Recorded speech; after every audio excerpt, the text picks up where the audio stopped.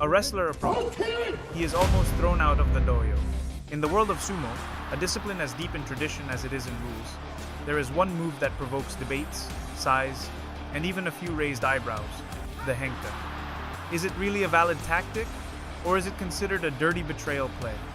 On the SumoSpirit channel, you will discover all the secrets behind this move.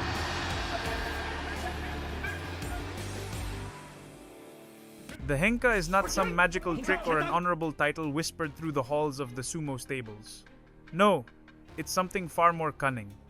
At its core, it's a sidestep executed at the very instant of the takiai, that split second when both rikishi launch into collision like two unstoppable forces of nature. The goal? To dodge the frontal impact, twist fate itself, and make the opponent lose balance and fall. But beware, henka is not a kimarite. It's not a winning technique by definition. It's a setup, a spark that ignites the chain of action leading to the final blow, maybe a hatakikomi, the slapdown, maybe a hiki otoshi. Is it legal? Absolutely. Is it controversial? Oh, without a doubt. The official rules, and even common vocabulary, recognize henka as legitimate. It's not among the kinjites, the forbidden acts. But acceptance within the sacred world of sumo? That's a whole different battlefield. Many purists argue that the true spirit of the sport demands a head-on clash, a fearless contest of strength and will. To them, henka taints the honor of the dohyo, turning valor into trickery, and yes, it can draw boos from the crowd. And yet, others see beauty in deception. A perfectly timed sidestep, executed with lightning precision, is tactical brilliance, the embodiment of reflexes, intuition, and calculation in mere milliseconds. It's more important to differentiate this move with hatakikomi. A henka is the trick at the start, while hatakikomi is the way you actually win. A henka is an evasive move at the tachi-ai, usually a quick sidestep to make the opponent charge into empty space. By itself, it isn't a winning technique, just a setup. Hatakikomi, by contrast, is an official winning technique after the opponent overcommits. You slap down on their shoulder, back or arm, so they fall forward and touch the clay, often the very finishing move a henka is trying to create.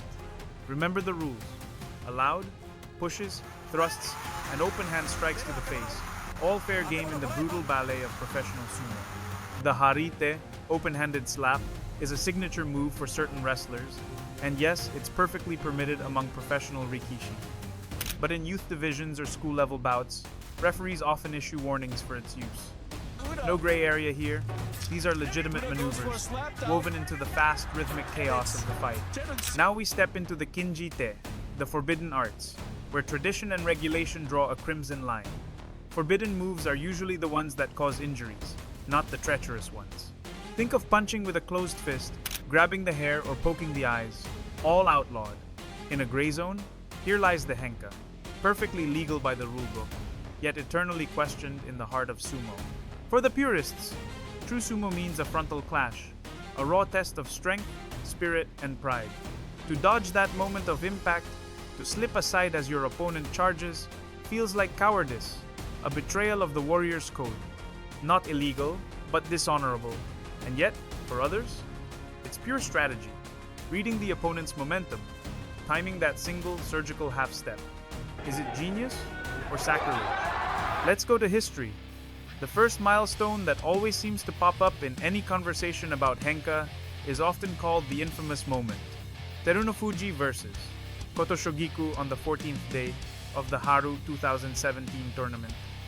The clash ended with a quick henka from Terunofuji, followed by a hatakikomi, Kotoshogiku's defeat, and his inability to return to ozeki status. The crowd in Osaka reacted with visible disapproval, and the move became etched in fans' memories as an example of a henka with rank consequences. Another key moment is the case of Chiyoshima. On the 15th day of the Natsu 2021, he faced Kotoeko, and the day's recap highlights the anticipation and the tactical role of the tachiai. Everyone was expecting a henka, and sure enough, it happened. Lighter wrestlers like Takanoyama can use it as a weapon.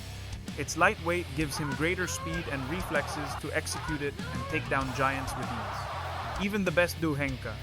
Watch Hakuho do it to Kisenosato.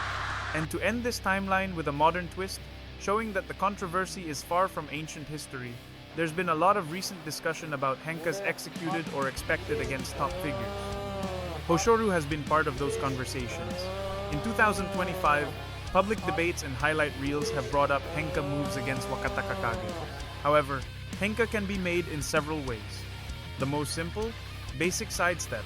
At the tachi-ai, one rikishi slips a half step or full step to the side to avoid the oncoming charge, immediately turning to square up from a better angle. This version seeks position rather than an instant knockdown. Another is the slapdown henka. This type capitalizes the move by slapping down the opponent as he overbalances, often recorded as hatakikomi on the kimarite list. It's the textbook dodge and dump many fans associate with henka. Teruno Fuji example. Let's continue with sliding henka. Instead of a sharp sidestep, the rikishi glides or slides laterally along the line at the tachi-ai. It's subtler than a full cutaway. You create just enough angle to make the attacker miss center mass. From here, you can flow into a slapdown, a retreating pull, or immediately take the belt.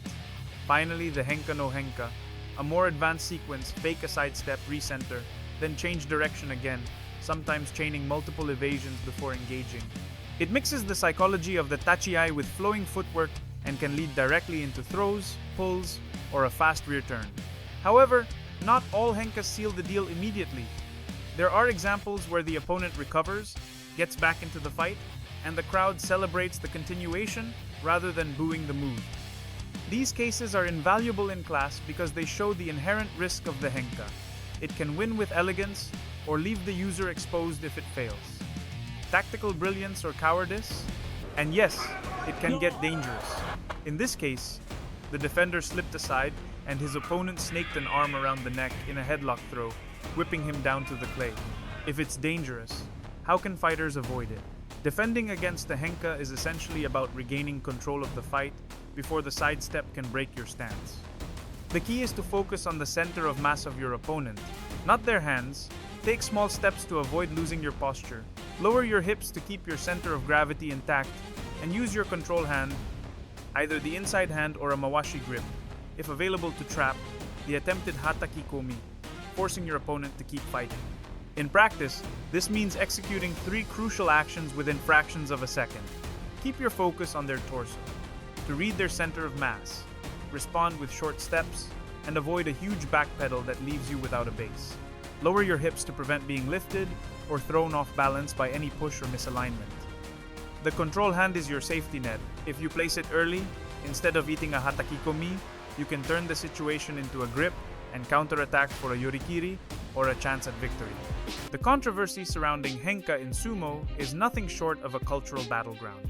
On one side, you have those who defend it as a legitimate move that requires both timing and risk, and that keeps opponents on constant alert, forcing them to remain honest in their approach.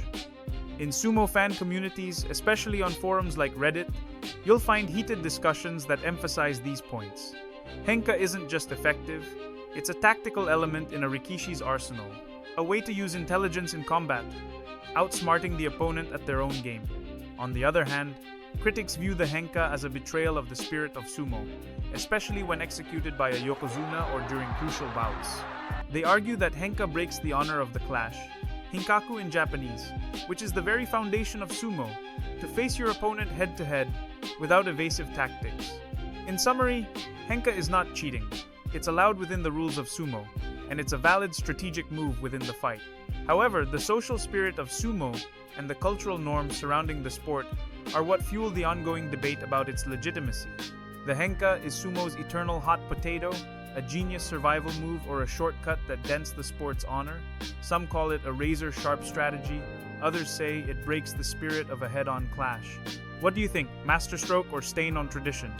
If you enjoyed this, smash like, drop your take in the comments, and subscribe to SumoSpirit for more. See you next time!